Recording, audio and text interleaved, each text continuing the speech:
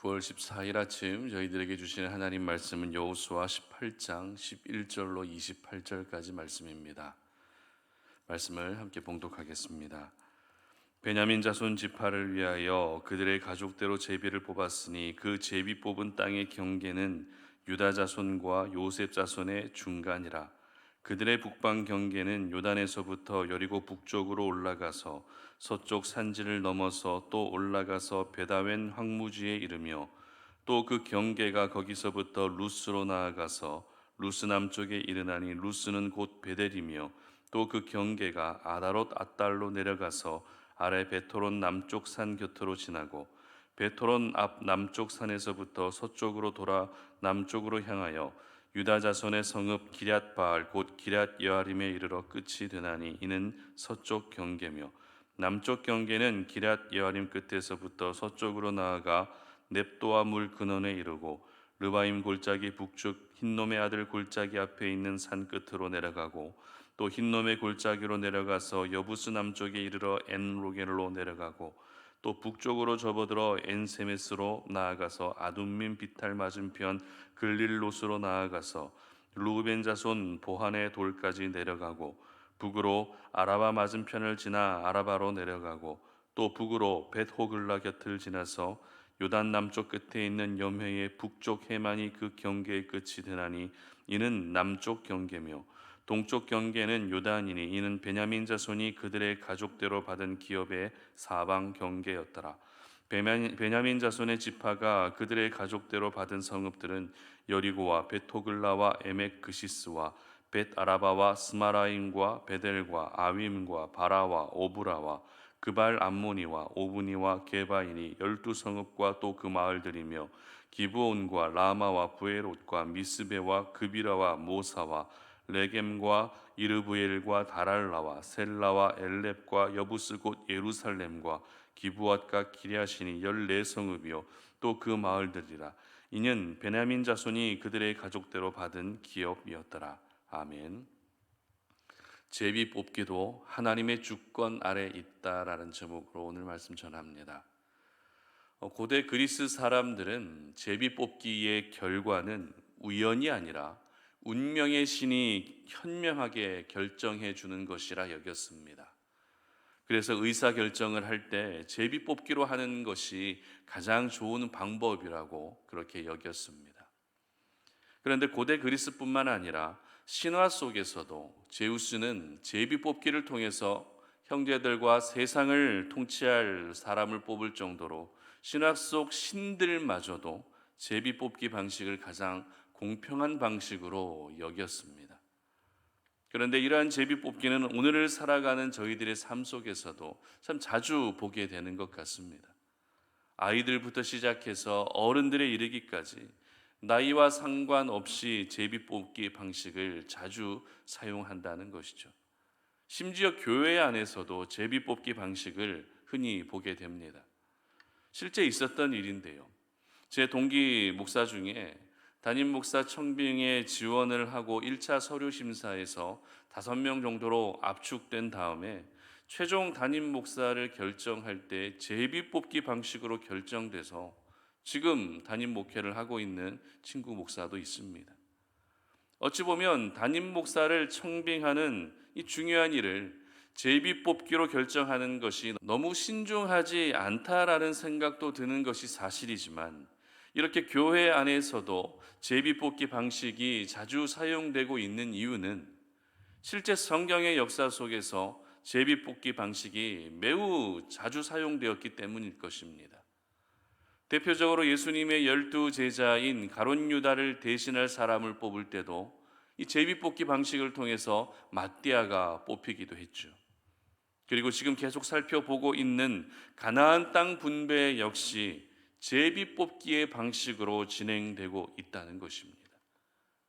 그렇기 때문에 제비 뽑기 방식이 세상적인 시각으로 보게 되면 어떤 운이나 운명에 의해 결정되는 것처럼 보이지만, 믿음의 시각으로 보게 되면 제비 뽑기 방식마저도 하나님의 주권 아래 있다는 것을 우리는 깨닫게 되는 것입니다. 제비뽑기 방식마저도 하나님이 일하시는 통로가 될 수 있다는 것입니다. 그래서 우리가 잘 알고 있는 말씀이죠. 잠언 16장 33절의 기록을 보게 되면 제비는 사람이 뽑으나 모든 일을 작정하기는 여호와께 있느니라. 아멘. 여러분, 이 말씀을 통해서 알 수 있는 것이 무엇입니까?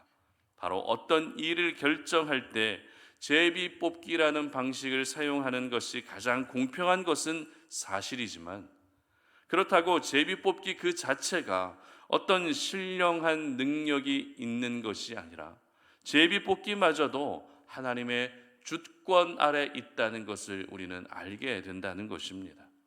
다시 말해 제비 뽑기를 통해서도 하나님은 일하신다는 것입니다. 그러므로 오늘의 말씀을 통해서 제비 뽑기 그 자체가 어떤 신령하고 영적인 방법이라는 생각을 하기보다도 제비 뽑기마저도 하나님의 주권 아래 있음을 항상 기억하며 하나님의 위대하심을 더 깊이 생각할 수 있었으면 좋겠습니다.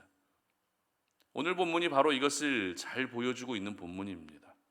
오늘 본문에서 제비 뽑기로 가나안 땅을 분배받은 지파는 베냐민 지파였습니다. 여러분, 야곱의 12아들들 가운데 베냐민이 몇째 아들입니까? 막내 아들이었습니다. 당시 유대 관습으로 보게 되면 장자에게 가장 우선되는 권한과 그리고 가장 중요한 권한이 항상 주어졌습니다.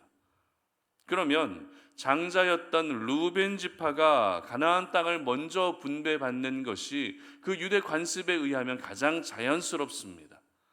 그것이 유대 관습이었기 때문에 설령 루벤 지파가 먼저 땅을 분배받았다 할지라도 나머지 지파는 그 부분에 대해서 문제를 제기할 수가 없었습니다.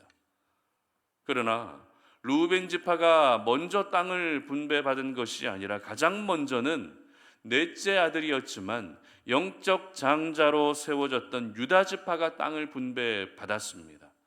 그리고 그 다음으로 어떤 지파가 땅을 분배받습니까? 오늘 본문에 기록되고 있는 베냐민 지파가 땅을 분배받게 된다는 것입니다.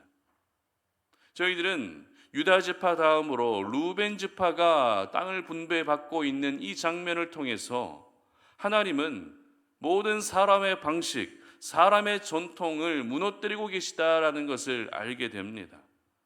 사람의 방식으로 가나안 땅 분배가 이루어지는 것이 아니라 어떤 유대 관습에 의해서 가나안 땅 분배가 이루어지는 것이 아니라 하나님의 방식으로 가나안 땅 분배가 이루어지고 있었던 것입니다.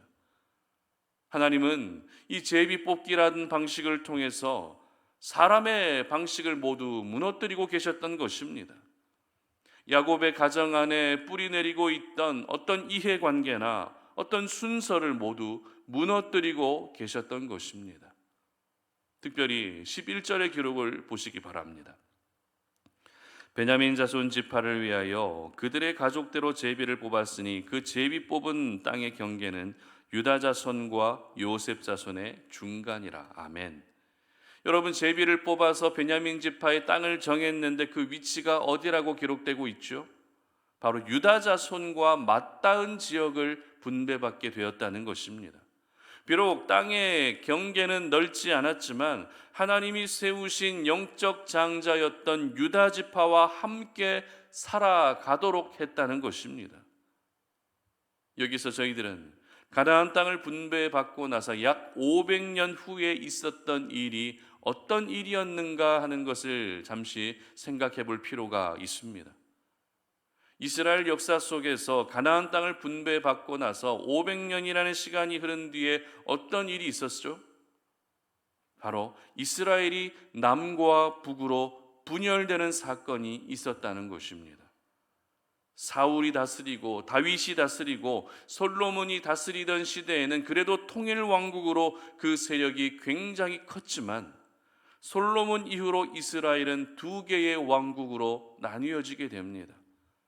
이때 북이스라엘을 이루었던 지파들이 10지파였고 남유다를 이루었던 지파가 두 개의 지파였는데 그 두 개의 지파가 어떤 지파였습니까?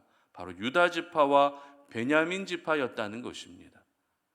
여러분, 유다 지파는 하나님의 언약을 이어가야 할 지파였지만 베냐민 지파는 그렇지 않았습니다. 그러나 하나님은 유다 지파만을 통해서 남유다 왕국을 이루셨던 것이 아니라 베냐민 지파까지도 남유다 왕국을 이루게 하셨던 것입니다.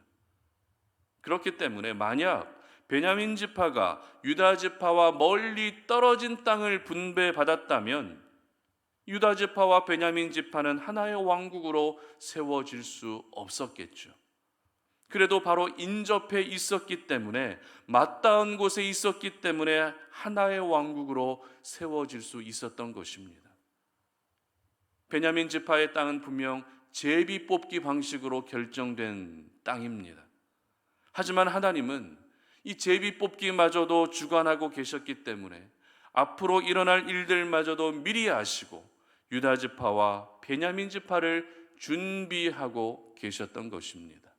그렇습니다. 제비 뽑기라는 그 방식이 사람이 보기에는 가장 공평한 방식이 될 수 있는 것은 사실입니다. 그러나 하나님이 그 방식마저도 모두 주관하고 계시다는 사실을 오늘 이 아침에 저희들은 기억할 수 있어야 하는 것이죠. 사람이 뽑기 때문에 그 사람의 운에 따라서 결정되는 것이 아니라 하나님의 철저한 주권과 섭리 속에서 결정된다는 것입니다.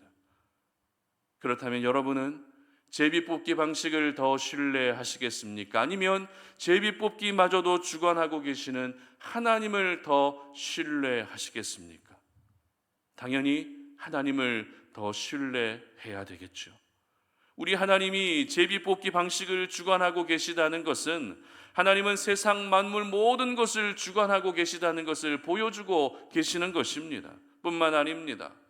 저와 여러분에게 허락된 오늘이라고 하는 삶, 그리고 평생의 삶까지도 바로 하나님의 주권 아래 있다는 것을 보여주고 있는 것입니다. 그러므로 오늘 우리가 이 하루를 시작할 때 어떻게 살아야 할 것인지 하는 부분은 이미 답이 나와 있습니다. 여러분 어떻게 살아야 되겠습니까? 중요한 결정을 내릴 때마다 제비뽑기를 하면서 살아야 되는 것입니까? 그렇지 않습니다. 바로 오늘도 살아계신 하나님만을 의지하고 신뢰할 수 있어야 되는 것입니다. 그러므로 세상의 방식을 여러분 더 이상 신뢰하지 않기를 바랍니다.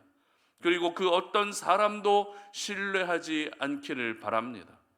저와 여러분이 신뢰하고 또 믿고 의지해야 할 부분은 바로 살아계신 우리 하나님 한 분밖에 없다는 사실을 반드시 기억하시기를 바랍니다. 그래서 시편 118편 8절 말씀은 여호와께 피하는 것이 사람을 신뢰하는 것보다 나으며 라고 이렇게 기록하고 있는 것이죠. 그리고 118편 9절 말씀에서는 여호와께 피하는 것이 고관들을 신뢰하는 것보다 낫도다 라고 기록하고 있는 것입니다. 그렇습니다. 하나님께 피하는 것이 그 어떤 사람을 신뢰하는 것보다 낫고 하나님께 피하는 것이 그 어떤 고관들을 신뢰하는 것보다 더 나은 일입니다. 그렇기 때문에 잠언 3장 5절의 기록과 같이 너는 마음을 다하고 여호와를 신뢰하고 내 명철을 의지하지 말라라는 이 말씀과 같이 항상 여호와 하나님을 신뢰하며 살 수 있어야 되는 것입니다. 그러므로 아무리 공평한 방식이고 아무리 민주적인 방식이라 할지라도 제비뽑기라는 방식 그 자체에 어떤 의미를 부여하지 않기를 바랍니다. 그 방식마저도 주관하고 계시는 하나님이 오늘도 저와 여러분의 인생을 책임져 주시고 인도해 주시기를 기도하는 그런 아침이 되시기를 바랍니다. 그래서 우리 송탄오린의 모든 가족들의 인생이 제비뽑기에 의해서 결정되는 것이 아니라 바로 하나님의 손에 의해서 결정되는 그런 인생이 되시기를 주님의 이름으로 축복합니다. 함께 기도하겠습니다. 하나님 감사합니다. 오늘 이 아침에 우리가 이 새벽 제단을 쌓으면서 하나님께서 주신 그 생명의 말씀을 우리의 심령에 깊이 새깁니다. 하나님은 제비뽑기마저도 주관하고 계시는 분이심을 우리가 믿습니다. 사람이 보기에는 그것이 가장 공평한 방식, 가장 민주적인 방식으로 보여진다 할지라도 그것을 결정하시는 분은 바로 하나님이시오니 우리가 오늘 이 하루를 살아갈 때 하나님만을 전적으로 의지하고 믿고 신뢰할 수 있는 그런 하루가 되게 하여 주시옵소서. 제비뽑기에 의해 우리의 인생이 결정되는 것이 아니라 하나님의 손에 의해서 우리의 인생이 결정된다는 사실을 믿을 수 있는, 그래서 하나님만을 바라볼 수 있는 오늘 하루의 삶이 되게 하여 주시옵소서. 감사드리며 예수님의 이름으로 기도드립니다. 아멘.